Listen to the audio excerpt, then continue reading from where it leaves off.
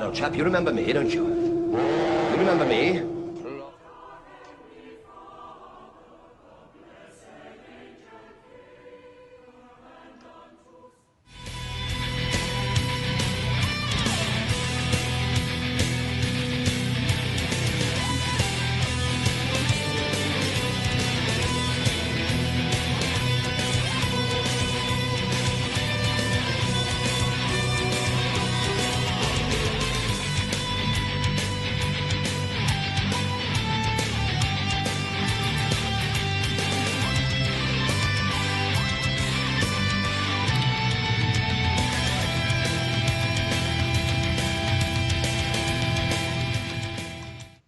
Okay.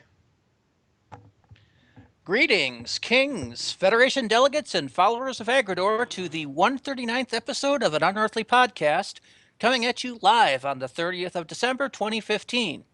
Happy New Year, a tad early. I'm Randy Ronson McCulloch, and with me is Mad Matt Winchell. My mom survived a deer tonight. Aaron Romeo Moon Burke. Ice cream! And Tim the Enchanter Sheridan. Hooty lolly golly! Bill, Man in Black Sylvia, is not with us, but has informed us he'll be here in probably a few minutes. Tonight we're entering the back nine of our podcast season with Curse of Peladon, written by Brian Hales and featuring the late, great John Pertwee as the Doctor and Katie Manning as Joe Grant.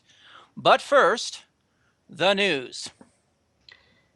As usual, all the news stated comes from DoctorWhoNews.net.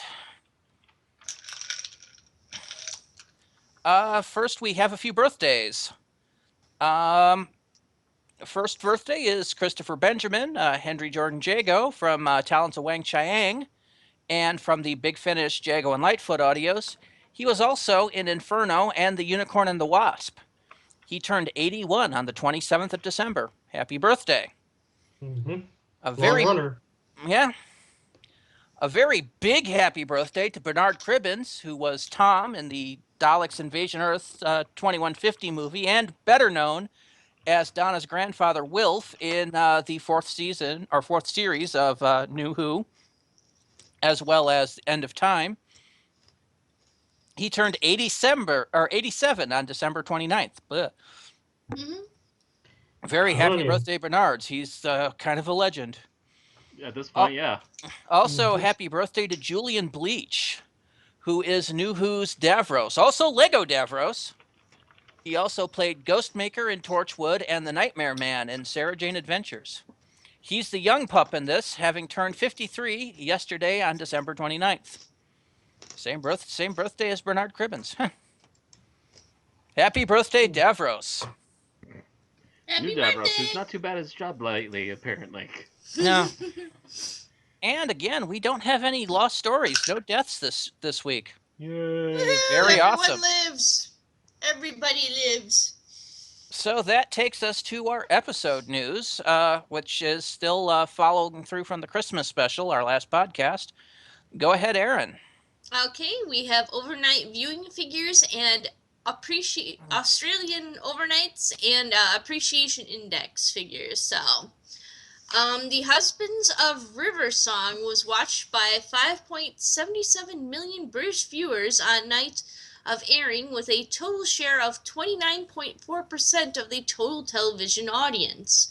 Downton Abbey's final episode was number one for the day with 6.9 million viewers, though a similar percentage of its time slot was 296%. With BBC's top program being Strictly Come Dancing with 6.5 million viewers at number 2, Doctor Who places at number 7 for the day. It had an audience appreciation index of 82. Australian overnight figures are 575,000 people watched Husbands in the 5 major cities, making it the number 1 drama of the day and number 10 overall for Christmas. Huh. So I'm a little surprised there. The AI is a little lower than we expected. We thought that episode was pretty good. But that is within the normal range of Doctor Who. Yeah. And there's been a couple of ones that I thought were a lot better than the appreciation index seemed to tell us. Seems to happen a lot with them a lot lately, to be honest. All right. We have news from Canada. Canadian broadcaster The Space Channel, which had by and large been silent for the last couple of months rating-wise, has finally given us an update on how Doctor Who has done there. According to the press release, Doctor Who remains the most watched program on space, with an average of 696,500 viewers for Season 9. Season 9 is also the most watched season of the series to date in the key demos of age 25 to 54 and age 18 to 49, with 415,500 and 405,900 viewers respectively. This number is down slightly from the 735,000 reported in November, and only includes traditional broadcast or DVR, not those that watch via internet. Yeah, I imagine it's not really the Space Channel once you go over the internet. It's probably more like Netflix or illegal downloads at that point. Oh, welcome, Oh Jim. my God, Bob! Hey! Welcome, Bill. Bill! Hello? Hey, Bill! It's a miracle! Yeah. Christmas miracle. We would have been further along, but we ran into some technical difficulties getting started. I noticed that in the Skype chat. We were waiting for the other shoe to drop. Actually, no. A lot of broadcasters actually have network-specific apps and the ability to watch over their particular network's website. They do, but is Doctor Who licensed for any of those? Because I didn't think Depending. it was. It Depending really on who depends does on it. where you are. Mm-hmm. The BBC America website has the ability to watch Doctor Who if you're signed in with specific broadcasters. Unfortunately, our local cable broadcaster Charter is not one of them. I wonder if mine is one of them, since I actually have BBC America now, so I'll have to look into that. It's possible. I don't know. Who do you have? Comcast. I think Comcast is one of them. And I'm sorry, by the way. Yeah. I'm I'm sorry. not the one who deals with them. I'm not the one who pays the bill, but I am the person who's going to keep an eye on the bill just in case they're expecting us to bend over. All right. That's all of our ratings news for the moment, and that takes us to the Big Finish news. I was scheduled to do that, but if you want, Bill, you can take that section since you arrived. I guess I can do some work. All right. We start off without a specific article, but a general look at the 12 Days of Big Finishmas, which is continuing on. And if my math is right, will not be continuing by our next podcast, but it's got a few more days to go.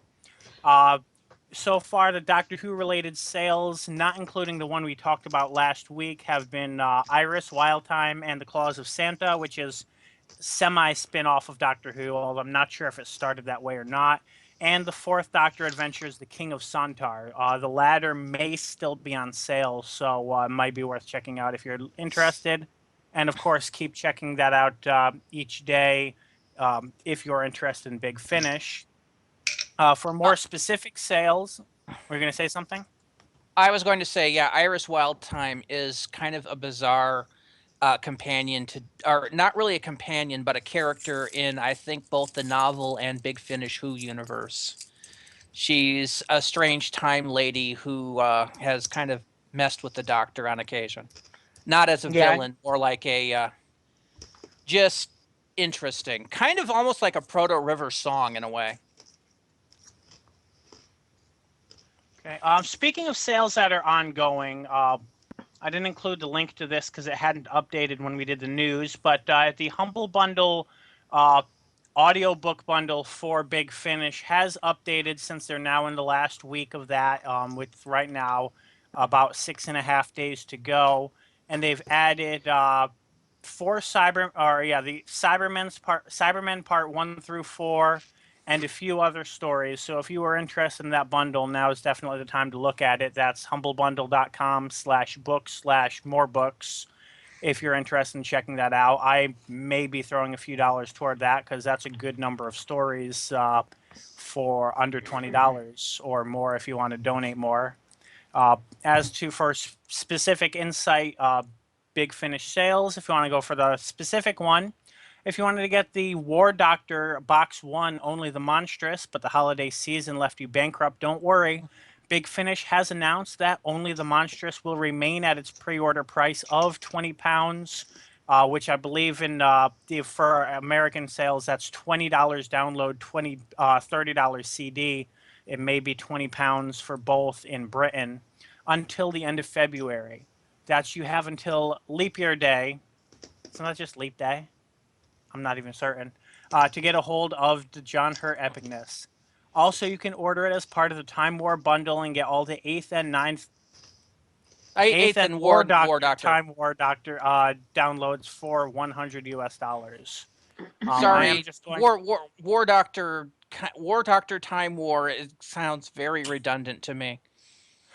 Too much war. I'm actually looking at it. It's saying the CD is $29.69, basically $30. But I'm pretty sure I paid $30 for it, so it may have gone down by about 30 cents if I'm remembering right. But either way, that's not a huge difference. Either that or it's adjusted for tax. Possibly. Depending on if you're in one of those states that actually do pay sales tax on internet purchases. Right. Okay, and that's all of our Big Finish news this week. There are no new releases, I guess. I do know that their warehouse or parts of it are closed during the 12 days of Big Finish Miss sale, which is why it's generally download only sales. So I can expect any new releases will come out after that sale completes. So that's really it for our news too. Yep. And since it's been less than a week since our last podcast, we don't have much more to put in. No real extras to talk about because we already got the big elephant of Star Wars out of the room last week. I guess I should have just thrown another 5 birthdays of people that are still alive in there because there were plenty, but I only listed the most memorable ones. Yeah. And Aaron and I haven't been back to the theaters. We were going to go see Husbands of River Song in the theater, but Wisconsin weather has taken a turn for the nasty. And Monday and Tuesday were kind of no-go days. Yeah. Yeah, I went to take a nap because of the snow that was coming down on Monday night. I somehow managed to wake myself up around 11:30 midnight to see my father cleaning and to double check the weather to see that the snow was already stopping, and we didn't come back from cleaning until about 3 in the morning. And that's with a snowblower. Yeah, it's not nice out there. Yeah, so far here in Connecticut, the most snow we've gotten, we had one day of snow, which was not even enough. Like, the morning was bad, but by nighttime it was fine. Snow like on the side of the road, but that's about it. It's raining like hell right now, so there may not even be any snow left by morning. Brace yourself, Bill. It's heading your way. It's probably over like Ohio by now. Maybe Western New York. I'd say you'd probably get it within the next 2-3 days. Because we just got dumped on. Gotcha. Yeah. We haven't gotten any snow in New York. That's because I think the snow that we had, by the way, was yesterday. Because I was off Monday, so it would have been yesterday morning.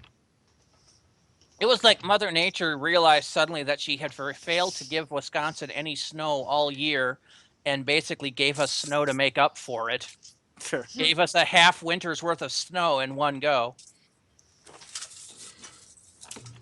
See, I don't mind snow, partially because I don't drive, but I'm much more concerned about freezing rain because that's the one that pulls down power lines. It started snow, did freezing rain for like 2-3 hours, and then went back to snow. Oh, so you have snow on top of ice, meaning double the accident potential. We've got snow on top of ice on top of snow. Ice on top of snow isn't as much of a thing, but when you have snow hiding the ice, that's when you don't know when you're going to fall on your ass. Oh, yeah. I lost a truck to that kind of stuff. Apparently, while I was cleaning up the neighbor ladies, my dad could see me still in her front lawn, and while I had my back turned trying to get the driveway started, apparently they saw a van sliding down our street sideways. Yeah. His heart apparently skipped a beat watching the idiot slide away down the road. In 1999, so dating way back there, in February I left to go to a game across town, not realizing that the snowfall we had started with freezing rain, and I went down a hill, stepped on my brakes, and my truck went faster. And I'm like, oh crap! And I tried everything I could, and I wound up basically crunching myself into a tree at the bottom of the hill. Needless to say, I did not go to game that night and spent the next 2 months lying down with cracked ribs. Oh. Eesh. That was also the end of my security career, but that was not a big deal. I was getting ready to get quit from them anyway, considering they had made me work every day that month without relief, open to close. God, that was bad. Anyway. Hopefully you got paid hourly. I was supposed to. Let's just say me and that company had issues, and I will not go into any further on that. That's water under the bridge. That company doesn't even exist anymore, so. Yeah. So yeah, we've gotten pelted with snow here, so that kept us from going to the theater. So we've got nothing to talk about other than this episode. So let's go on ahead to our five. I was actually trying to think if there was any major sci-fi news, but there really hasn't been anything to talk about since Christmas. No, we are in show hole right now. The only thing I heard about was today that they're going to be for sure bringing in the Punisher for the next Daredevil. And that, I mean, that was announced a long time ago. I think they had put in the first there was news about it recently, but I know that was announced. Well, Probably in apparently the fall. the character is going to appear like immediately the first episode, Okay. and So we're he's gonna going to be a recurring character throughout. Apparently, We're gonna have They Punisher also and Elektra have this season. Yeah, they also have more screenshots of it too. Season 2. When is that coming out? sometime next year. That's all they're saying And so far.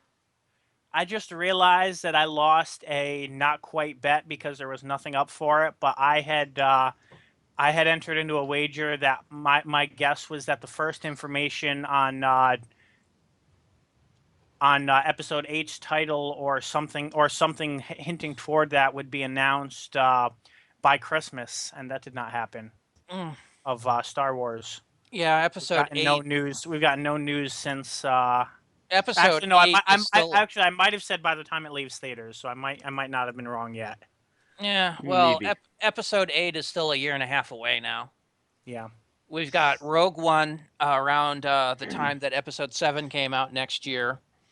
Then May the following is episode 8.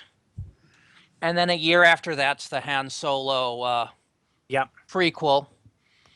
And then I think it's a year after that that's the episode 9. Yep. And then a year after that is the third anthology film.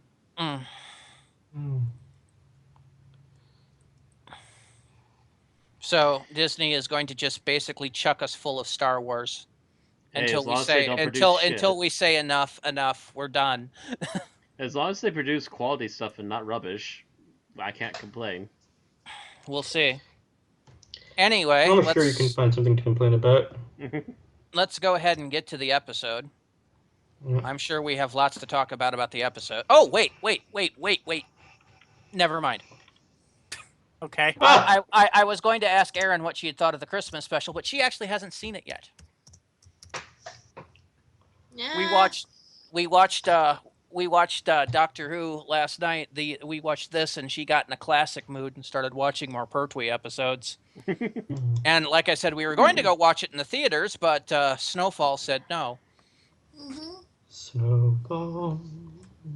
So let's go ahead and we'll get back to Erin on the Christmas special like next week or something. Hopefully she'll have seen it by then. Stopwatch is ready. Oh, that's right. Tim did make it after all, so that's right. We don't have to ask Tim. He already got to talk. Nope. He has his ratings. Yep. Let's go ahead and then go to the 5-minute challenge. Matt says he has the stopwatch ready. Who wants to do it? And the room goes silent. Huh. Well, I'm not prepared, but I'll do it. Yeah. Should we let Tim do it again? Sounds good to me. He couldn't hurt the show any. I need to stop taking afternoon naps before going to work because every time I plan for an hour and then to wake up and finish the summary, it ends up being 3 hours and then I wake up and go to work. All right, you ready, Tim? I'm ready. No, but I'll go. Starting in 3, 2, 1, go. Okay, so the King Peladon wants to join the Galactic Alliance, and he's waiting for the delegates from Earth, but they're late. But then the Doctor shows up with Joe, and the TARDIS crashes into a chasm, and they go through a tunnel, and they find the King, and they're mistaken for the delegates from Earth, and they say, "Hey, only royalty can be in this room. If you're not royalty, you're going to get killed." And the Doctor says, "Oh, I'm the delegate from Earth, of course, and this is Princess Josephine." And so King Peladon is making googly eyes at Princess Josephine of TARDIS. But in the meanwhile, someone has killed King Peladon's Chancellor, and it's too obvious that the High Priest is behind it, because the High Priest thinks that joining the Galactic Federation alliance thingy would be sacrilege. He's a real hard ass about that, and he trained this evil creature that sort of looks like Alf to Kind of, yeah. to attack people. I can't fit the cat in the toaster. And so the Federation consists of an Ice Warrior, an Alpha Centaurian, and a brain in a head in a jar. That's all I remember in those two, head in jar. A really creepy And one. so the Doctor says to Peladon, "There are tunnels in this beneath this castle," and Peladon is like, "What tunnels? What trickery is this?" And then Peladon, and then there are more accidents. You know, a statue falls on someone, but the Doctor pushes them out of the way, and then the brain in the jar gets tampered with, but it's revealed at the end that the brain in the jar was in on it the whole time. What a twist! And there's a scene where the Doctor fights a big guy in a pit with gladiator things, and it's revealed that the High Priest and the brain in the jar had a secret deal to keep the Peladon's kingdom from joining the Galactic Federation. But in the end, the Doctor tames the Alf creature, and the Alf creature kills the High Priest, and the Ice Warrior kills the brain in the jar, and and King Peladon assumes full royal powers, and he asks Joe to marry him, and Joe says, "Look over there," and then they run, and that's about it. Stopped. You managed to get through the majority of the plot line in 3 minutes and 47 seconds. Woohoo! Hey! Wow. On a day we could have gone long and not really noticed. Ta-da! Okay, so unless we have any other comments to make, let's move on to our likes and dislikes. Okay. So we've had a little mix-up, but no, Matt still leads the charge. Likes and dislikes. Likes. As much as there is constant running around, I like that at least the story actually has a point and is getting there, even though it adds fluff here and there. But then again, what's to be expected with classic Who? It always has fluff, but it's less fluffy than say like second or first Doctor stories, which would go at tedium at some points. Yeah, if this had been one of the first 2 Doctors, this would have been about an 8-part story. Yeah, and that this would not contain that. 8 parts would be way too dang long. This is very nice, very Well, concise compared to this some of the this was. older classic stuff. I mean, yeah, this was plot dense enough. Also, that I feel like the first and second Doctor would probably spend about 10 minutes a week recapping the previous episode. Yeah. Yeah, it would have been a lot longer and a lot less coherent had it been one of the older Doctors, but this got straight to the point. All right, Bill, what about you? What did you like? Although the Doctor still would have performed musically. I like that David Troughton was not a douchebag like most writers would have written him as. In this type of story, the king is usually just some kind of annoying asshole, and here he actually seemed to be a unique character with motivations that were not, douchebaggery. And I kind of Yes. liked that. It was refreshing. Yeah. But they had to make him half human to do it. Fair point. So, Wait, the half human Doctor's is son not is without half human? precedence. TV movie canon confirmed. Okay, Tim, what did you like? In general, I really loved the sound, like the sound mix of this series. Like the sound effects, the music, even the voices of the aliens was very appropriate to each character, I think. Yes. All right. Aaron, what about you? I like the overall theme of delegates in danger. It's a fairly common one in science fiction, and it tends to bring together a lot of colorful personalities, introduces and expands upon the universe and the lore involved and everything, and it usually involves elements of horror and mystery. So I felt that all of those criteria were in there, and it made it for an interesting story. Some people had problems with the mystery, but I thought it was halfway decent. All right. As for me, I really like the inclusion of the Ice Warriors as the red herring. Mm-hmm. Mm-hmm. It's very rare that you see a Doctor Who monster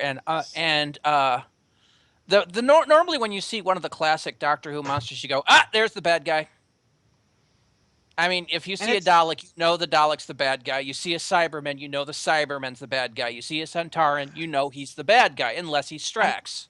I'm going to have to disagree with that, partially because it's very clear straight from the beginning that it's not them, and it just makes you feel like you're chasing, like you know that it's in your right hand, but you're chasing your left for no reason anyway. Well, even if you know you're not, the doctor automatically assumes it's the Ice Warriors. Which is another thing about the Doctor being a little bit biased, as I've brought up in some earlier stuff. But it's really nice. But he's biased with a bit of history on this particular instance. Well, if you think about it, he's biased with a bit of history in pretty much all of his stuff, except for the Andergum. But we won't talk about that because that was the 2 Doctors, which we did way long ago. But really, the point is, though, that the fact that you don't see a classic Doctor Who villain race change for the good. Once a villain, always a villain. And here, the Ice Warriors are actually not bad guys. They're actually there for peaceful purposes, which is, I think, kind of unique to Doctor Who, that you've actually seen that happen. They've become kind of like the Klingons in new Star Trek. Well, not new Star Trek, but Next Generation onwards, where they became from the villainous bad guys to the, just the Lord people. Mm-hmm. They know battle. Mm-hmm. And I kind of liked that. Yeah, I agree. I like that one too. I agree. Here. All right. So what didn't you like? Matt. I think the one thing that I didn't really care for is that some very important plot points were brought up and then instantly ignored by all the other characters. In particular, I remember the tunnels being brought up at least several times, and each time they find some rubbish reason to stop talking about the tunnels and do something to the doctor. Pretty like much into the flame pit. Pretty much the entire reason was that Hepish said no, he's lying, and Which then is they rubbish immediately moved on because to Yeah. the next scene. one guy saying no, he's lying is not enough. I'm You sorry. would but think it's you would really think the cheap. doctor would say, "Look, if you follow me, I will show you the entrance to these tunnels," because he's been pretty there. much. Several times. And they in never fact. do that. I watched both times, and that was the first Mhm. thing that came to my mind was, why didn't they do that? That was a little bit rough Pretty writing much. fail. Yeah. The script says that you must now fight to the death. There is no page for going into the tunnels. We cannot try that. I smacked the writer over the head with my multiple choice book. Although that said, if this Mhm. were a first or second Doctor story, they would have spent an episode trapped in the tunnels. although Probably. the era for it was kind of right. The fight scene with the doctor and him in the pit. Oh, mhm. Anybody else watch that and start doing the Star Trek battle music? I did. Dun dun dun dun dun dun dun dun dun dun.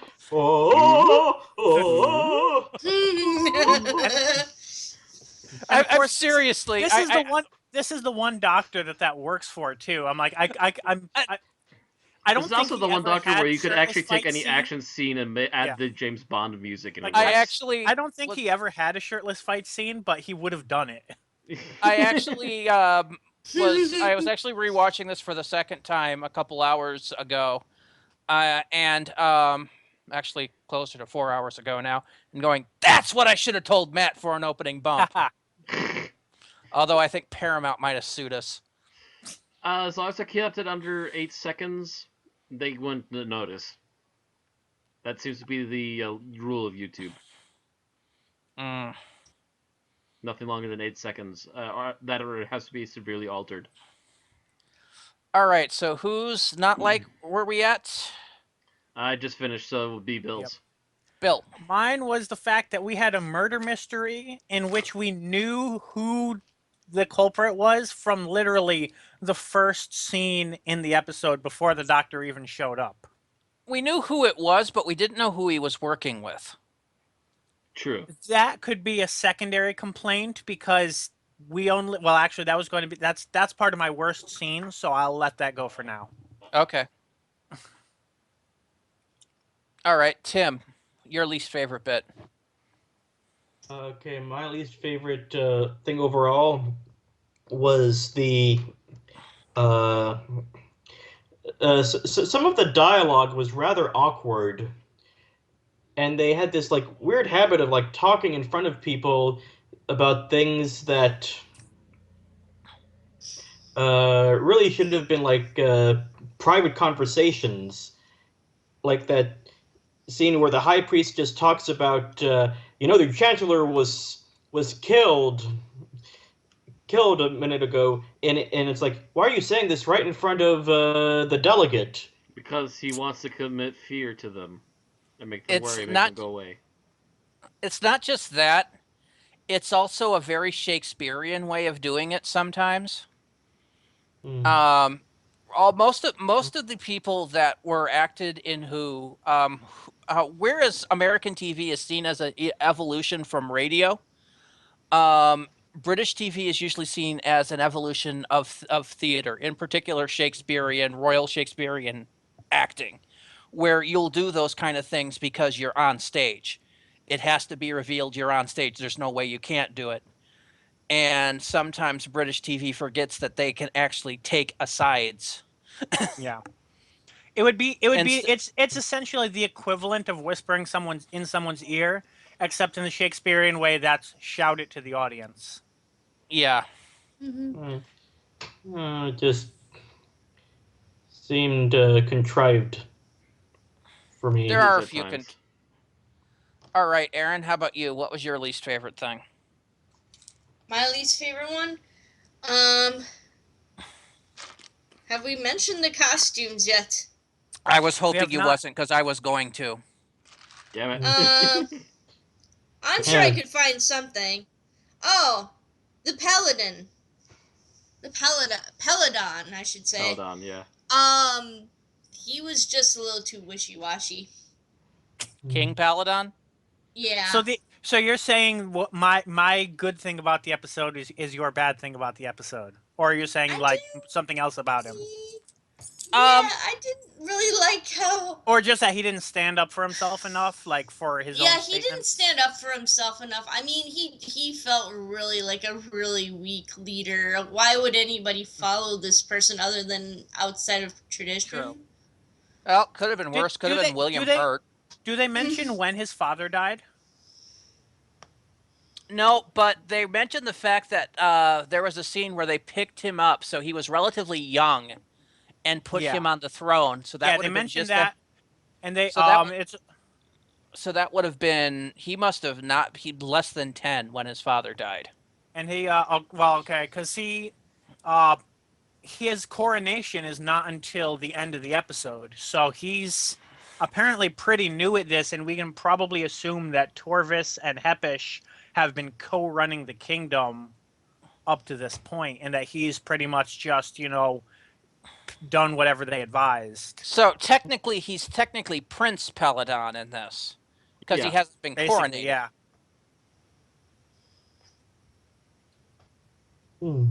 He's Prince Peladon, or basically the equivalent of king elect in a way.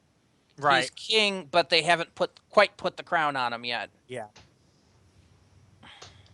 And he's still ruling in the shadow of his advisors, so we imagine that once the serial ends and Hepish and Torvis are both out of the picture, that he'll hopefully become Grow a a strong spine. leader. Hopefully, he grows a spine. I would hope so. Yeah. He And, was very. Yeah.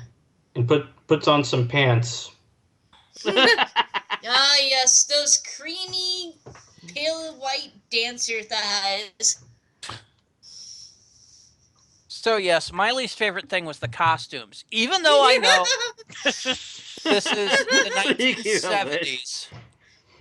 But if you look at other shows in the 1970s, their costumes weren't quite as. If you look at other Doctor Who in the years around these, the costumes weren't quite as bad as these were. Especially like the Alpha Centauri.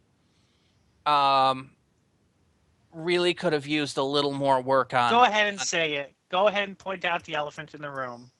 No, you go ahead, Bill. Okay. The Alpha Centauri is known as the giant penis alien. Penis in a robe, yeah. Yeah, it actually says that on the Wikipedia page that it there were remarks that it looked too much like a penis, so they threw a cape on it. Which is ironic because it's probably the most feminine, traditionally feminine alien that Doctor Who has had. The high-pitched voice, although it does have a non-binary gender.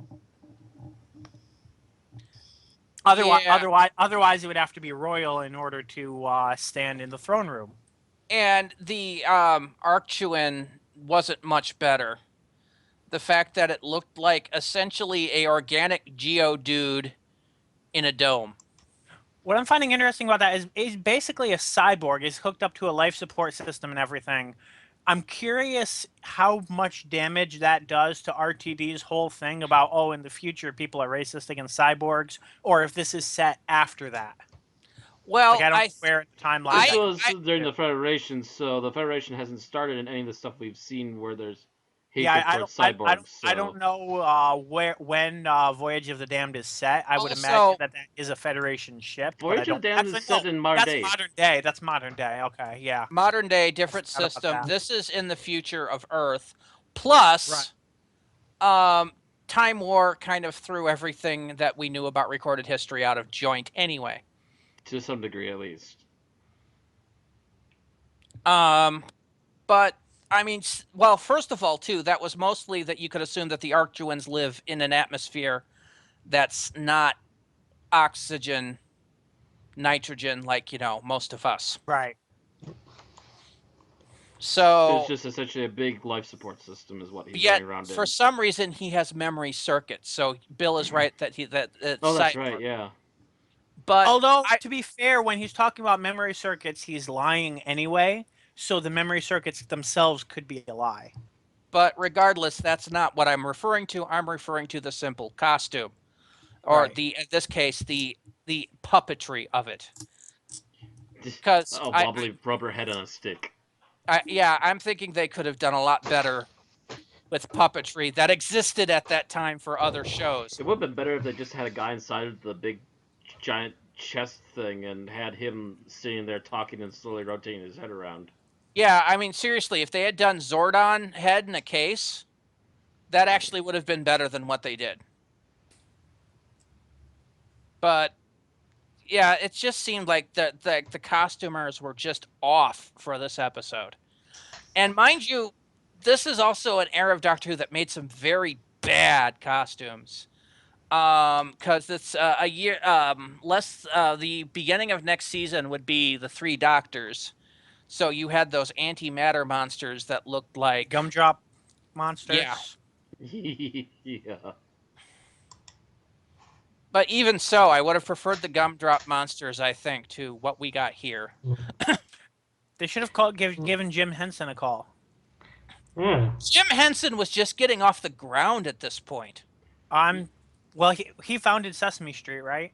Yes. Because I'm finding that as having started in '69. So Sesame Street had been going for a few years at this point. Yes, I know, but it hadn't quite hit its level of popularity. So Nor had Jim Henson quite hit the point where he was doing more than human-sized Muppets. Yeah. Give him another 4 or 5 years, and he'd be ready to start the Muppet Show. By then, you'll have Yoda. So yeah. Although why Doctor Who couldn't have tapped Jim Henson at the time, I don't know, considering he did the Muppet Show out of England. Mm-hmm. Although he did it for BBC's rival, however, he was actually working out of what was now be ITV. But still, the Muppet Show was produced direct to syndication, by the way, Matt. The ITV got the first rights of it for their region, but they were allowed to market it globally. That's why it had the logo it did at the end, because that was the company. Anyway, so now that we've talked about the general things that we liked and hate, let's go move on to the specifics. Wow, we are actually doing awesome for time. Hey. Yeah, we'll get this, like I said earlier, we'll probably get this done in about an hour and a half. All right, Matt, scene that you liked. Scene that I liked.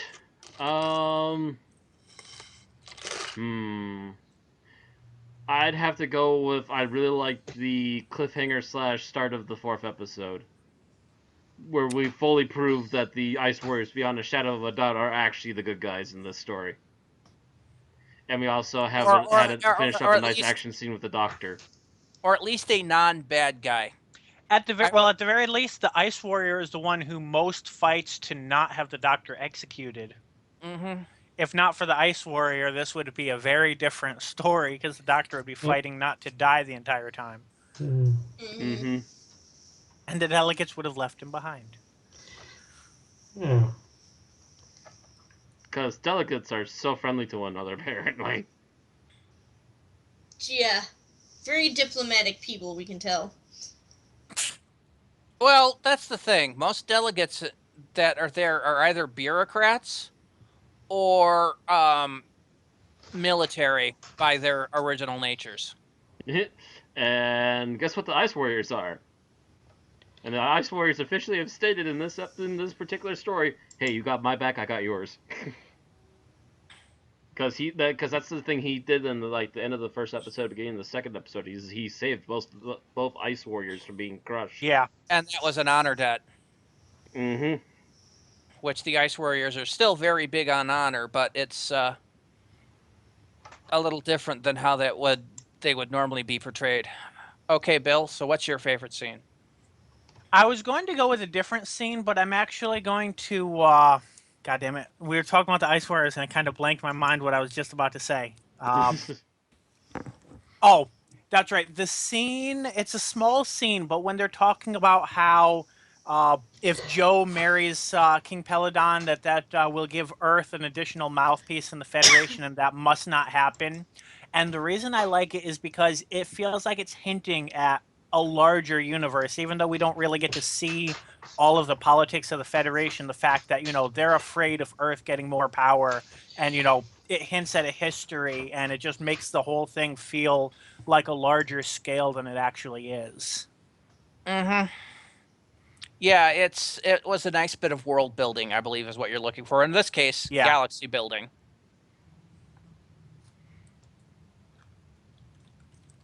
Yeah, I kind of like that too, because it actually goes to show.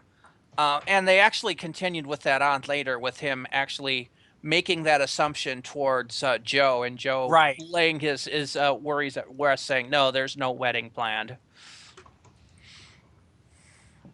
I do like, though, even though he was concerned about this, he was still willing to help them anyway. Yes. Speaking of which, oh no, this is not. Does Joe get proposed to once a season? Because the following season, someone tries to get her to stay. I think Athal tries to get her to stay behind. Then she gets proposed to twice the next season, and the last one she accepts. Oh, we do True. know she was out on a date with Yates too. She was So out she was for going a to go night. on a date with Yates. She was Yeah, getting I- ready for a date. Yeah. Mm-hmm. That's It was never said as a date. It was a night on the town. So I don't know if they were actually trying to date or if it was more of a friend's night out. I don't know. Every It sounds summary very that much I've like seen a of it considers date. it to be a date. Yeah.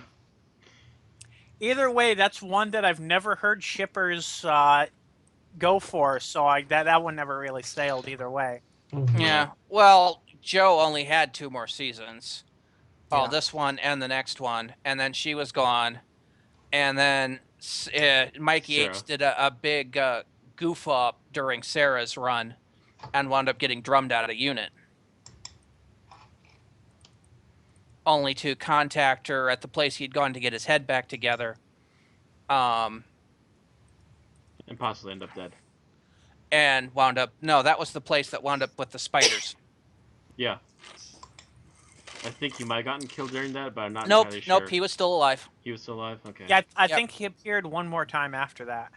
It might have been during Android Invasion, but if not, that was his last appearance.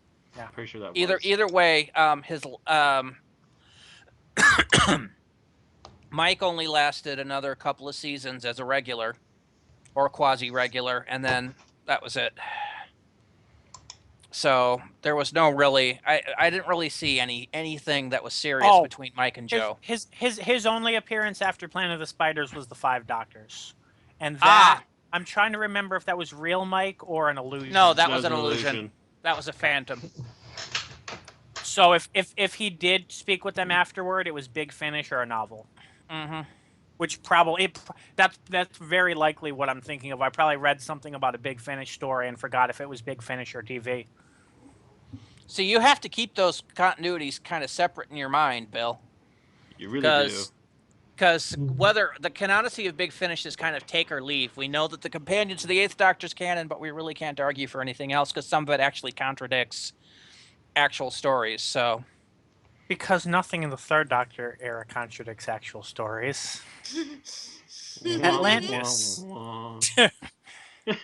Atlantis. Tim, How many times did that come up again? Oh, geez. So, Tim. Yes. My favorite scene is the scene where the Doctor is singing the Venusian lullaby to Allegheny. Adragon? Adragon. And then Joe comes and tries to, quote, save the Doctor from the terrible beast, and then he ends up getting hypnotized by the Doctor's thing herself. That, by the way, is so Joe. So very Joe. Yeah, she was a bit of a bumbler and would constantly screw up the Doctor's ideas, plans, experiments, etc. Well, I'm trying to remember what his first line of dialogue was to her. I remember the words ham-fisted bun vendor as part of that because of her screwing up an experiment. Yep. Mhm. It was kind of a running gag with Joe. Apparently so was getting proposed to, but the first one was her blunderbussing in and screwing up whatever the doctor was working on. Nonetheless, he grew to be rather fond of her. I just love the doctor's reaction when he sees that Joe's been hypnotized. Like, oh, for heaven's sake. Snap, snap, snap. Come on, Joe. Oh, Which is don't interesting worry. because at this point, I think she had developed a resistance to hypnotism because of constantly running into the master. Slight. I don't think that was. I'm not sure when that actually was revealed.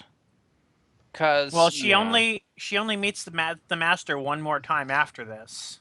yes, but I don't remember which episode that was stated that she Was was- going immune. yeah. I don't remember if it was in the Sea Devils or not, because that's the next time she met the master. I wouldn't be surprised if it would have been the Sea Oh, Devils. then I she meets remember a him lot more of than once hypnotism. more. Okay, I was thinking the only time left was the No, she's got 2 seasons the left. last one. This is still Okay. pre-3 doctors. The doctor, apparently the backstory for this was the doctor thought he got the TARDIS working again, took Joe for a spin, but it was really the Time Lords going, yoink! No, because I was just thinking she had one. There was one season that was all master, one season that I thought was very light master, and then Frontier in Space. Oh. Anyway. Well, yeah, I wasn't trying to bog us down in. Well, I'm not we've got plenty of time. True, that's true. Yeah, I just can't remember. We only have an hour left. Yeah. Yeah, but let's we're see. also way off topic. Well, no, this is actually kind of important. The Sea Devils is the next time she meets the master. Then after that, you've got series 10 or season 10, excuse me, where you've got Frontier in Space, where she'd meet the master for the last time. So it might still be that. I think that was where she said she was getting immune to hypnosis, wasn't it? In Frontier in Space, at the end of it, where he tries to hypnotize her, and he's like, and she's like, "I'm immune to your hypnotism by now," and he's like, "Damn it." Because didn't we review that like not The that long master ago? failed to hypnotize Joe Grant when she used repeated nursery rhymes to resist in Frontier in Space. Yep. So it was the last time they met. Yep. So that's still a season away. Yeah. So her getting hypnotized by this was still technically. Then again, she also wasn't expecting it because it wasn't the master; it was a spinning mirror. Mm-hmm. It would have been great though if he had said it's a kind of technical hypnotism, only useful on the weak-minded Joe. Okay, so Aaron, what about you? What was your favorite scene? You men fall behind. Hmm? Basically, they're walking down the hallway. They've got the real guards are like trailing behind him, and he's like, "You men fall behind," and then it acts as a double entendre because, or as a joke because his imposters or the evil guards literally jump down from the ceiling above the good guys and like knock them out and then take their place. I thought that was kind of funny. All right. I didn't actually find that particularly funny. It seemed to be a typical villainous plot point to me. No, I saw it as kind of a double meaning. So As in, he was yelling to his men to fall down behind him, yes, while he was exactly. telling the other ones to basically stop going forward. Yeah. Mm. I thought it was kind of clever. So, then my favorite scene was the actual end where the doctor comes in with the monster and has his confrontation with everybody. I just thought it was a cool scene. It was a nice end cap. And the guy's like, "No, that's not him. I'll try to control you. You kill him." The monster's like, "I like you." Fuck this asshole with the torch. And then after that, the monster is just like the doctor's best friend. The doctor gives me cookies at night. I get pets behind their ear. Space elf. Yeah. It's the schnoz. It really is. Related to that one, and since, as we mentioned, we're not exactly running short on time, the scene I was going to say for my favorite scene was the scene where the doctor first hypnotizes Agadon Agador, just because it's kind of funny and, out of place in that Doctor Who kind of way where it just fits, like just the doctor singing a song in the middle of an episode with the tune of a Christmas carol and yet completely made up words. Did he actually say it was... Actually, yeah, I think he did actually say it was Venusian, didn't he? Yes, a Yes. Venusian Yeah. lullaby. Roughly translated Although means "Close your eyes, my I- darling." All three of them, at least, because he I would uses not- it. Because he uses it in a couple of other places Okay. too. I would not be shocked if they just told if they just told John to just make something up, He did. and that was the first thing that came to And mind. Okay. And he just happened to come up with something that actually worked really well, and he kept it. Yeah, he The probably thing just is- had it's- the he thing probably is just he- had a tune in his mind and just came up with words to fit it. Yes, that's exactly what happened. Pertwee has a hard time remembering anything that doesn't have a rhythm to it. That's why he likes Reverse the Polarity of the Neutron Flow, is because of the way it flows. Yep. Reverse the polarity of the neutron flow. Before that, they used to give him other technical babble, and he couldn't recite any of it because it would just go in. Which one is ear, out why the other. they should not have gotten rid of Liz. In the She first could place, have done the techno babble. she would have Yeah. done the technobabble for him while he just did the main No, acting. they didn't figure out how to have Liz and Joe working together until the beginning of the Fifth Doctor era. Yeah. And the other thing is, so when they had to do this, he basically chose a tune, and he chose "God Rest Ye Merry Gentlemen," and sat there and kind of mumbled it around until he got "Cockly Pops," Harun, Harun, Harun. Yeah. So I don't know where it came from, but it's still "God Rest Ye Merry Gentlemen" by tune. So Mhm. So in case anyone was wondering about the opening, all right, so Now we're on to Matt's least favorite scene, I believe. yep, that's what I was about to say. oh, so many of these favorite scenes.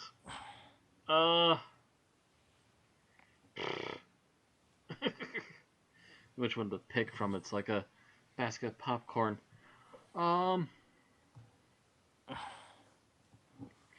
I think I'll go with the obvious little nugget of, let's walk out into this hallway underneath this obvious statue that's obviously being pushed over by somebody who didn't leave the frame technically until after the cut of the next episode.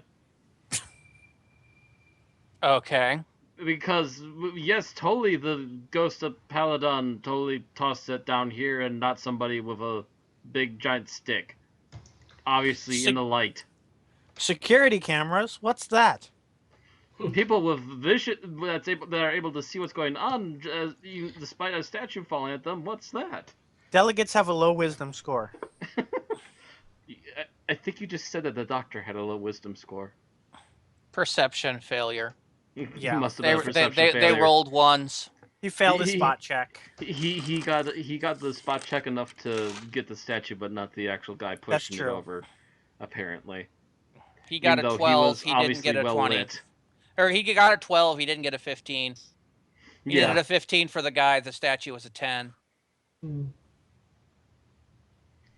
All right. But this just strikes me as very odd that the well-lit guy was not noticed by anybody, and would- that they you had to would send think- Joel to sneak. You would think the BBC would have had some guy in black, dressed head to toe in black, do it just so. Yeah, you think you'd have the guy while he's off scene quickly get a robe somewhere and then go That up there. that kind of fits into what we were talking about with the being a stage play versus being anything else. Because in theater they want to make it very obvious. Hey, this is the guy that is pushing it down, and you're watching on a 2D screen. On TV, you can be a little more subtle than that. Yeah, that's one of its flaws. That's mine. On to Bill now. Bill, I know you had one, Okay. so let's. Yes. Mine is the scene where Arcturus basically says, "Hey, this is the most possibly incriminating moment for me to do anything and reveal myself. So now is when I'm going to try to kill the doctor. Because otherwise there would be no way for the plot to progress. And for me to be shot by the Ice Warriors. Oh darn! Boom! Like, that just came so out of left field. I'm like, what the Yeah. fuck? It would have been better if he did it during the fight. Or if he did it in a way that is on the same continent as subtle, rather than, a bright red laser beam. Or sticking out his huge gun in front of everybody right next to him. Yeah. It would have been better if he'd had his gun replaced with a dart thrower or something. Right. Something that's a quick slide of the panels, something shoots Or out, hell, and even nobody if had you a chance tried to look where it push a came from. statue of Agador over, because obviously people can't notice when you do that. That's already established. Apparently. But something like that's just, you see the ice warrior kind of notice it as, the rest of the people are all focused on the fight going on down there. Da da da da da da da. And just sees this thing come out and start aiming, and then the Ice Warrior, then turns and fires on Agadon. And that would have ended the fight there, and that would have been able to progress the plot right there. But no, because they had to have Pertwee win for reasons of Captain Kirk. Da da da da da da da da da. Well, also reasons of James Bond slash. At least Pertwee didn't get the girl every episode. Depends. I mean, arguably he had her from the beginning, but he wasn't like trying to seduce anyone every episode like James Bond. Well, thank you. Kirk. Now I want to replace the Pertwee opening for Doctor Who with the James Bond theme. Too late. Da da da da da da da da. I think John Pertwee kind of lived in the envy that he was never chosen to be James Bond. Kind of. Although, if you believe everything you hear, he was James Bond before James Bond was written, so to some degree. He was the real life James Bond, if depending. He was more like Q than he was actually Bond. No, he was helping put the gadgets together and putting up I thought he spy was supposed to be packages and stuff. From what I heard, he was the one going out on missions, and the guy that ended up writing James Bond was the Q figure. He occasionally went out on missions. I'm not entirely sure how many, and I'm not sure how important they were. Yeah. I thought Christopher Lee was the original James Bond. Oh wait, that might be who I'm thinking of. I might be mixing up. You the might two be mixing up with Christopher Lee. Yeah. Yeah, I might be an idiot. Okay. Yeah. Pertwee. Pertwee did do some intelligence work, but it was for the Royal Navy intelligence, I thought. Yeah, but it is a Christopher Lee article that I'm confusing with Pertwee. That's what happened. Well, that's an easy one to get confused. Yeah, different versions of the Doctor, both about the same age. Yeah, and Pertwee was attached to the naval intelligence during World War II. Christopher Lee is not a version of the Doctor.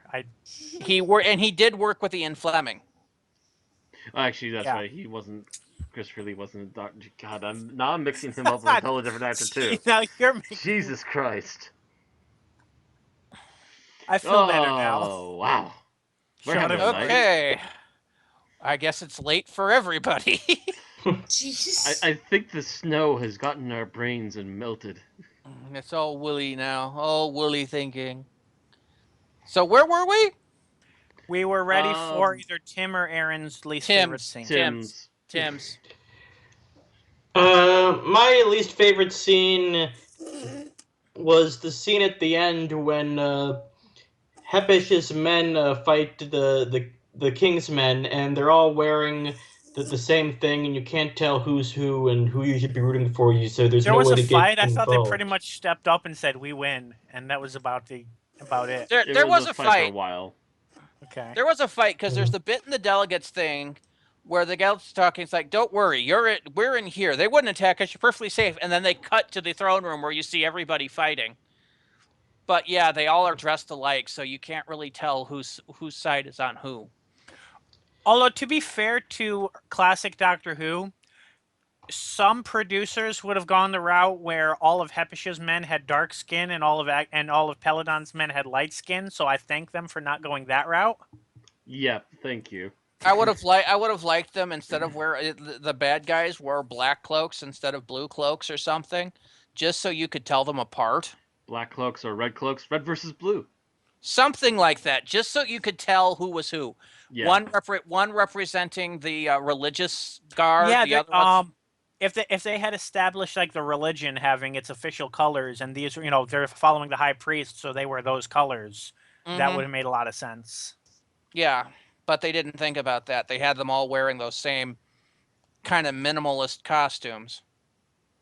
Because, yeah, I'm sure that really worked his armor. They were probably left over from, the history department. Right. Or whatever little small-time sci-fi show that they doctored them from. Right. But yeah, if they had worn a little different, that fight could have been a little less confusing, confuzzling. All right, Aaron, your least favorite scene. My least favorite one that I kind of thought was a bit confusing is when they insist on going to the Earth spaceship. I'm like, wait a second, didn't Joe and the doctor tell them, like, at the beginning of all this that their ship crash landed? And, like, we've not heard hide nor hair of it being rescued or taken, hauled up until the doctor, goes around the corner and shows that the TARDIS is in the hallway during the coronation. He did ask for it to be brought up. But he did ask for it to be brought up, but that's the last we really hear of it. We don't know if it's even been brought up yet. Yeah, that's or if it's even in working order. Like, they're assuming that her communications link is going to work, and... Well, it was kind of, at that point, it was, the first thing it was, the Centauri delegates mentions hers had been destroyed. Iceworth's, all right, we'll use mine. And then they come out with that one's destroyed. It's like, okay, we'll have to use yours. Probably at that point, they'd completely forgotten that the Earth delegate ship had been destroyed, which Joe quickly reminded them. Or crashed, either way. So it was just kind of, it was kind of probably a mental slip on the delegate's part. Yeah. It was just logical deduction. It just failed to remember the fact that their ship had crashed.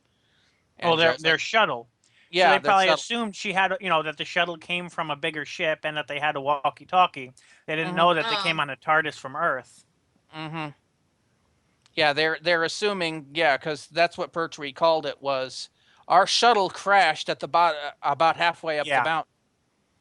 So they're assuming it was a standard shuttle with probably a battleship or something in orbit. Right. It would be like, like the Enterprise was in orbit, sent down a shuttlecraft full of people because they couldn't, well, okay, let's not get into transmatting because that's not in this episode. They would assume that they still have their communicators. The Enterprise goes into orbit, sends down the Galileo full of delegates. Yeah. And it hits turbulence going down into the planet's surface and crashes sideways down the mountain. Right. That's kind of like what the other delegates were thinking. You'd think they assume everyone still has their communicators. But no. So Joe quickly is like, yeah, it was damaged in the crash. Okay. All right. So we're cut off. Fuck. What do we do now? Yeah. We're SOL. We sit and wait. That does kind of tie into another complaint I had about the show, if we have time. We have time. We have 40 minutes. I don't know. Is it just me, or does Peladon feel a little too primitive? For me, it's a little bit of a wondering on that. This isn't really Star Trek's Federation, so they don't have the Prime Directive. Mm-hmm. But still, you wonder what the Federation is thinking about trying to admit a planet that's functionally in the Dark Ages. What I'm thinking is that Peladon's mother from Earth kind of got the process rolling and then died, and her son is like, well, now we've got the process rolling, we need to do this, let's become part of the Federation. It's also the fact that Peladon has resources that the Federation probably wants. Which we'll definitely be discussing next week. I'm wondering if this may have been better if it had taken place on a spaceship instead of an old castle. If it had, That would you have would've- ruined a lot of the plot points. Yeah, Yeah. would have, because you wouldn't have had the religious sect being able to use the monster as its As its little go see Mm. murderer. Yeah. yeah, it's That and it would have become even. I mean, we've made a lot of Star Trek comparisons. Having it set on a ship and make it worse. Especially since then, like, whoever's pretending to be Agador would probably have to pretend to have godlike powers, which, you never see that in Star Trek. that was like that probably at that point, if that had come up during the plot developments, like would have to actually have to fly James Doohan out here to do the voices. Because, of course, remember Star Trek, James Doohan was the voice of everything. Yep.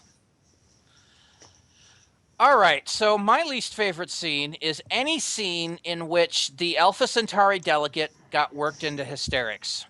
God, yes. Squeaky voice of doom. Squeaky little squeakier motherfucker. Squeaky little Especially squeaky the time- voice, There was panicking one and time they're talking trying to over. have.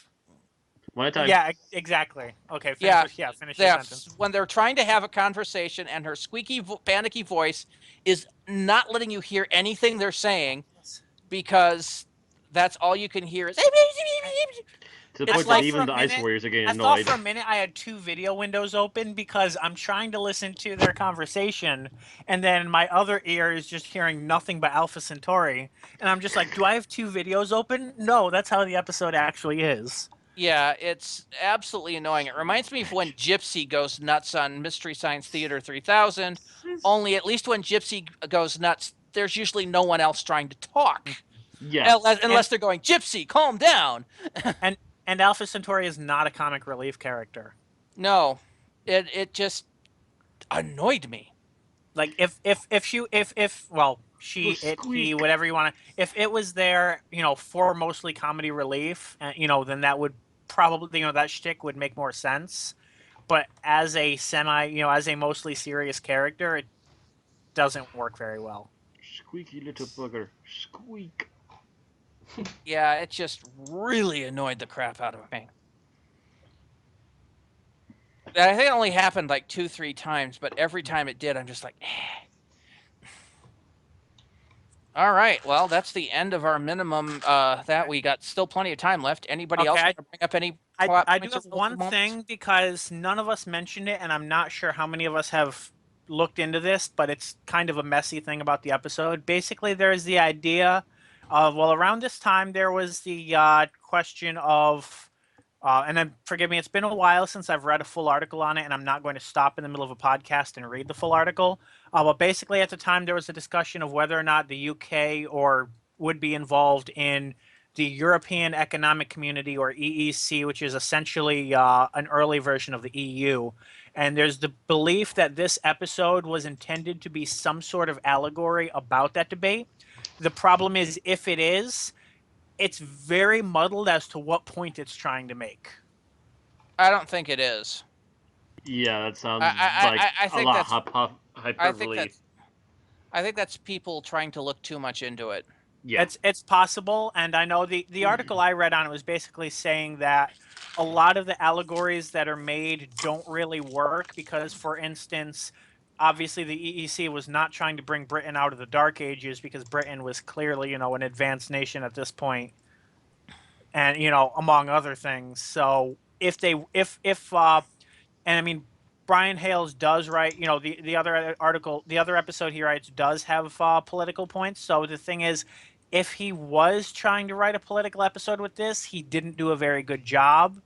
Or if not, then it was just unfortunate. But if so, then why did he use the same setting for his other political episode? So, As far as I'm concerned, when it comes to that, people will see what they want to see in something. Yeah, there's a lot of things. It could be that it started that way, But and then obviously didn't keep it. and then yeah, then that evolved was that was where the first outline of the script came from, and then it evolved in a unique direction. That's possible as well. It was just an inspiration. Yes. And even today, Britain is only marginally part of the European Union. They consider Yeah. themselves part of it, but they keep their own currency, Use the as pound. well as accepting the euro in most of their stores. So they're part of it, yet they maintain their independence, much like their affiliation with Europe over the course of the last two millennia. Mm-hmm.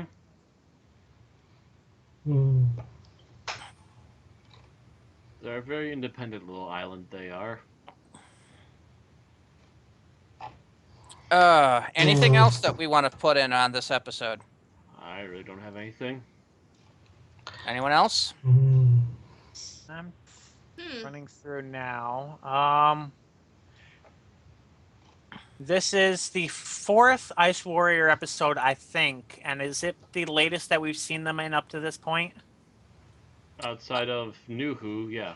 Yeah. Well, New Who, we only see them in the modern day, so that's ancient history, basically.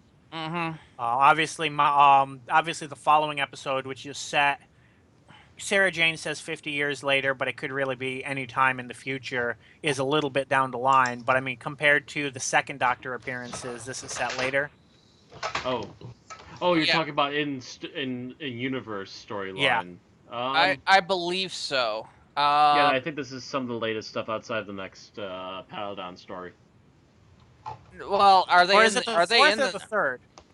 They are in the next Peladon story, yes. Yeah, they are in the next Peladon story. Okay, so They were in the Ice Warriors, Seeds of Doom, was it? Seeds of Death. Seeds of Doom Seeds is the of fourth Death. Doctor. Seeds of Death is in the early 21st century, so that would be earlier than this. Next, you know, there'll be Seeds of Time, Seeds of the Doctor, Seeds of the Daleks. So they appeared in Seeds of Death. What ones did they appear in before that? The Ice Warriors. The Ice Warriors, which is Earth at some sort of weird apocalyptic point where it's overrun with ice. That one might be. But that would have happened but before this happened, though, too. So. Oh yeah, this is their third appearance. Okay. No, this is their fourth. According to TARDIS Data Core, it was the Ice Warriors, the Seeds of Death, and then the Curse of Peladon. I thought there was at least some mention of them in the Ambassadors of Death. Maybe a mention of them, but they definitely weren't shown. Unless it was archive footage or something. And the only other time they appeared was archive footage for, I think, maybe when they were showing like Daleks and stuff during the last second Doctor episode. The War Games. I think they got a token showing via leftover footage mostly. Okay, I'd always thought the Ice Warriors had something to do with Ambassadors of Death because it's all about a Earth mission to Mars. I'll have to rewatch that episode. Yeah, it's Mars Probe 7. No, the Ice Warriors don't show up in it. Okay. Apparently, in a novel or a short story, it was revealed that the program was abandoned when Mars Probe 13 encountered the Ice Warriors, and it was agreed that Earth would stay away from their territory. So. Okay. But that seems to be the only connection between this episode's the Ambassadors of Death and the Ice Warriors. Okay. Although I That see might what you have been mean. something added in the books. It having to do with Mars, you would think there'd be some connection. Yeah. And yeah. I read the novelization of that first, and there might have been a tie-in in the novelization. Yeah, that's what possible. I'm thinking. But yeah, Okay. I think Peladon series is the most recent in the future that's been. Yeah, that we've and seen the Ice again, Warriors. it's the actual time that it happens in is never really given. They that really there's a Classic Who federation. really wasn't as good as that with that as New Who is usually giving us a year. Even all if we New know Who for likes sure to is that's a reuse the federation. same time periods. And there's Oh, not well, a you're lot saying the episodes of time period of Federation. Curse of Peladon? TARDIS Data Core is saying the year 3885, although I don't know if that's Peladonian years or Earth years. Yeah, that's the question too. I'm I'm not sure where they're getting that. but 'cause I'm certainly not. I I'm don't betting remember you I it's don't like a remember book hearing version or that in the something. episode. It doesn't say whether that was from the novelization or what. I would assume novelization, so take But that with a grain of salt. that actually leads into what I was about to mention actually is, do we think that their fear over Earth in this episode means that we might be in the prelude to the first Earth Empire sprouting up? It's possible. Plausible, but we don't know for sure. So we know the second Great and Bountiful human empire or Earth Empire, whichever it was called, was in the 51st century, I think. No. I thought it was a little. Oh, Yeah. no. It was the year. It was fuck. It like was the year 50,000 or something like 50,000. That might be what I'm thinking of. So this is definitely nowhere close to that, but this could be the first Earth Empire. Or the start of it. We know the at very early 51st century ages. is where the time agency comes from. Right. That's yeah. And there's like 5 episodes to do with the 51st century, which is probably why that number was stuck in my head. Anywho. Yeah. Is that about it then? I think, yeah, we're kind Unless of anybody pretty much else has just something running they the wanted to circle here. discuss. We've talked about a few different things. We've ground the grindstones enough, I think. Okay, so let's go ahead and move on to our final thoughts. So starting with me as usual. While the episode does have some lull points here and there, and yes, there's a certain particular loud alien that gets annoying at times, for the most part, it's a generally decent romp, and I quite enjoyed it. I enjoyed it the first time, I enjoyed it this time. Didn't get bored with it. Watched it all the way through. And I can't really hate on it, so that's all I'm going to say for now. All right. Bill? I'm gonna say, the first thing that annoyed me on this episode, I actually, when I went back and watched it a second time a day later, did not annoy me as much, because at first I thought the Ice Warriors first arrived after the killing started. That was not the case. It was just the order in which they appeared on screen, so that it's not as bad as I thought it was. That said, the murder mystery is definitely subpar. If it is a political allegory, it's a poor one, although I do definitely like Rand's theory that it was, maybe inspired and then just grew of its own accord. Altogether, though, I would not put it as a very good episode. It is, I would say, passable. All right. Tim? This was an A-OK episode in my book. The problems it had were purely technical. The story was solid. John Pertwee was awesome. The like I said, the sound effects were good, and I thought I wasn't really that too displeased with the costumes. I thought they were okay for like the mood they were going for. But yeah, so this Except for was maybe, the giant penis. It's right there in the corner. All right. Is that all you had to say, Tim? Yep. All right, Aaron? I enjoyed some of the kind of weird aliens that we got to see in this, and some of, I don't know, I'm looking forward to seeing a little bit more of the impact that Peladon, hopefully joining the Federation, has on everything here. So I thought it was pretty decent. The mystery kind of was a bit muddled for a while there, but I did enjoy the Ice Warriors becoming heroes rather than, well, good guys rather than bad guys, and having that nice slow twist. All right. I enjoy this episode, but not overly so. I find the acting to be decent, the sound effects and music to be good, the costumes to be subpar, other than the reuse from previous serials, and the writing to be a little touch and go. All in all, it's enjoyable, but I would barely think it got into the good category from the mediocre. So now let's do ratings. Matt. Oh, I will agree that the plot is muddled and some of the costuming falls apart, but there is some costuming that actually surpasses everything else. Like, remember the leader of the Ice Warriors?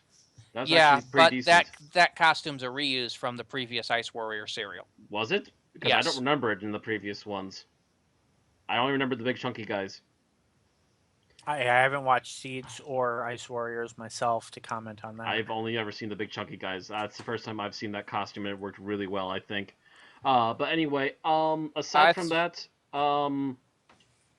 it's not fantastic by any stretch of the means, but I think it's pretty decent. So I'm gonna give it just above average, a 3.5. Right, Bill? I'm going to say a 2.5. Ouch. Better than a 2, but not quite up to 3 standards for me. All right. Tim? I really enjoyed this episode, but I'm not gaga, so I'm gonna give it a 4.5. 4.5? Wow. Yes. Aaron? Yes, I'm One- going I to predict a 1.5 based on this trend. I'm going to give this a 3.0. I found it at least average. All right. She had to buck the trend. Bucking Eh. the trend. And like I said, I liked it enjoyable, but not overly so I'm going to agree with Matt and give it a 3.5. That averages out with Bill's low 2.5 and Tim's high 4.5 to the average of 3.4. Which, Yeah. sorting, Organizing. hey, I can only go too well when I'm having to deal with numbers that I just added. Rearranging. All right, so with an average of 3.4, that does put it into the lower level of our categories. Mhm. It comes in at number 87 out of what at this point is 135 currently reviewed. It is just below Silver Nemesis, Ooh. actually tied with Silver Nemesis. Just above Destiny of the Doctor, Night of the Whisper, and Vengeance of the Stones, and above Planet of the Daleks, but below Doctor Who and the Daleks, the movie, and Terra Firma. Yeah. Roundabouts there, and that's kind of sad that 3.0s are low range so far still. Wait until we get some other stuff. Yeah, I Yeah. kind of thought the Peladons would start to, give us some more 2s, although they're better than word of mouth would indicate. Oh, they're far better than word of mouth would indicate. I'm a I don't little know why they shit on it curious. so much. I'm a little curious what season 22 is going to do to our averages. Oh, season 22, which one was that again? We're gonna be doing Vengeance on Varos, Mark of the Rani, and Time Lash. Was it? Time Lash is atrocious. I like Varos, but not everyone does, and Mark of the Rani's pretty good. Varos is alright. Mark of the Rani was really good, yes. They make him take off the coat. Yay! By what I'm reading, class is only starting to film in March, so we won't be getting it probably until around Doctor Who's normal air date. So what that's going to say about season 10, I don't know. Or Yeah. series 10. I hope that doesn't mean a split season. I don't think it means a split season. I think it means that Doctor Who may actually start with the Christmas special. Which would be really weird. So in other words, skipping 2016. Pretty much, yes. Really weird and really annoying. But, dealable. We've dealt with it before. For being their flagship, they really do treat it pretty poorly. They keep running into conflicts, and, Moffat's working on trying to get this whole new series off the ground. And he wants to do it and make sure it's quality. And finding his replacement. So maybe, hopefully Moffat will regenerate soon. And has he actually said anything about finding a replacement yet? I haven't read the articles, but I've seen headlines of articles stating that he has stated he is on the search for a new showrunner. Awesome. About time. Yeah, because if he's going to keep doing this just to make sure that the seasons don't suck, we really do need someone who's just going to only focus on Doctor Who at this point. When you guys were talking about new series, did I miss something last week where he was supposed to be working on some new series, or are you talking There's about the another new series season? called Class that's going to be coming out, and it's going to be coming out right Oh. when normal Doctor Who is apparently Yeah. supposed to be It's running. going to start I filming in remember March. Yeah. Okay, I remember that one, yeah. It's going to start filming in March, which means it's going to be done. Earliest would be July. Also, I'm going to say right now, if the BBC is listening, if William Russell has a cameo, I'll buy the DVD. You are. So that means that looks like our season 6 podcasting schedule is going to be intact. For the most part, yes. Unless Class comes out very much near the end of it. But And I would say unless Doctor Who is earlier than we expect, but considering they haven't cast a new companion yet, that's very unlikely. Yeah. I'm thinking Moffat's starting to run out of material. I think that's why he's slowing down. It's like, I have no idea what to do next. I was really hoping I'd have a replacement by now, and I don't. BBC wants me to write more. Have Peter Capaldi write an episode. Written, directed, and starring Peter Capaldi. God. Trying to describe Star Wars. We're going to have another we're going to have another episode where the star is trying to direct by fluttering his in this case it'll be his eyebrows at people. Hey, Leonard Nimoy did